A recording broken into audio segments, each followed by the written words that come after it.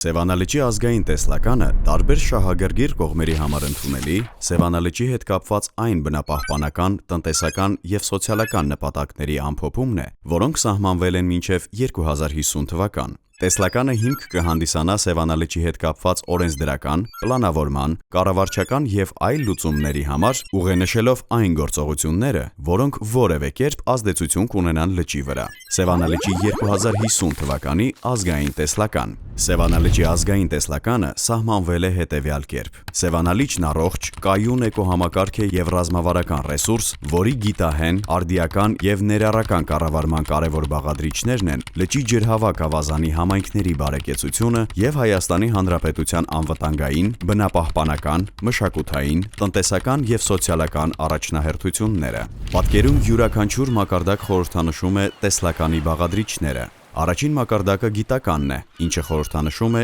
գիտահեն որոշումների կայացման գործընթացը։ Երկրորդ մակարդակում նորարարական լուծումների խթանումն ու արդիական կառավարումն են։ Այս մակարդակը խորհրդանշում է տնտեսական և սոցիալական առաջնահերթությունները։ Երրորդ մակարդակում համայնքի և էկոհամակարգի բարեկեցությունն է, մշակութային, բնապահպանական առաջնահերթություններն ու գենդերային հավասարությունը։ Այս մակարդակը նաև խորհրդանշում է ներառական որոշումների կայացման մոդելը։ Տեսլականին հասնելու համար կարևոր է համապատասխան գործողությունների ծրագրի մշակումը և իրականացումը, ինչպես նաև անհրաժեշտ օրենսդրական փոփոխությունները։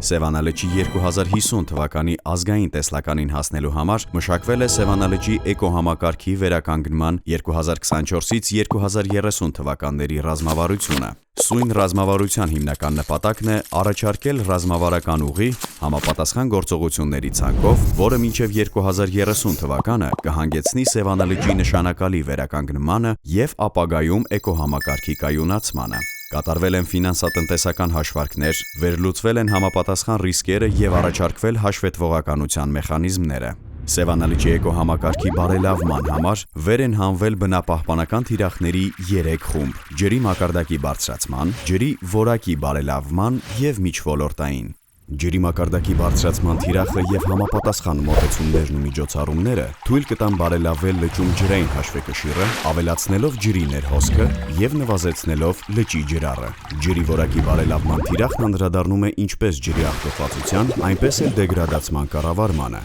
Առանց Սևանալճում աղտոտիչ նյութերի և թափոնների պատշաճ վերահսկման հնարավոր չէ ունենալ ջրի որակի բարելավում և հետևաբար ավելի առողջ էկոհամակարգեր։ Միջոլորտային թիրախն անդրադառնում է այնպիսի միջոցառումների, որոնք վերաբերում են 2 կամ ավելի ոլորտների կամ տվյալ ոլորտների մեջ չընդգրկված առանձին միջոցառումներ են։ Ռազմավարությունը նորարարական և համապարփակ է, ընդգրկում է տարբեր ոլորտներ՝ բնապահպանություն, գյուղատնտեսություն, տուրիզմ, սոցիալական, տնտեսական, նպատակ ունենալով ապահովելու բազմակողմ և բալանսավորված մոտեցում։ Ռազմավարությունում իրավաքաղաքական շրջանակը նույնպես հիմնարար բաղադրիչ է։ Ռազմավարության հաջողության գլխավոր գրավականը առաջարկվող գործողությունների լայն ընդգրկումն ու համապարփակ լինելն է, ինչպես նաև շահագրգիռ կողմերի բարձր ներգրավվածության աստիճանը։ Կառավարման պլանի պատրաստումը մասնակցային գործընթաց է։ Այն ներգրավում է բազմաթիվ շահառուներ, այդ թվում հարակից համայնքները, տեղական և ազգային և միջազգային հասարակական ու մասնավոր կազմակերպությունները, գիտահետազոտական կառույցները և այլն։ Կառավարման պլանի կառուցվածքը պայմանականորեն կարելի է բաժանել 2 խոշոր մասերի։ Առաջինը ներածական նկարագրական մասն է, որտեղ ներկայացված է բնակլիմայական, կենսաբազմազանության, աշխարհագրական և սոցիալ-տնտեսական հիմնական տեղեկատվությունը, ինչպես նաև առկա վիճակի վերլուծությունը։ Հաջորդիվ ներկայացվում են կառավարման պլանի ծրագրերը, որոնց միջոցով նախատեսվում է իրականացնել կառավարչական միջամտություններ սահմանված նպատակներին հասնելու համար։ Այդ ծրագրերի թվում են պահպանության, կենսաբազմազանության մշտադիտարկման և հետազոտման,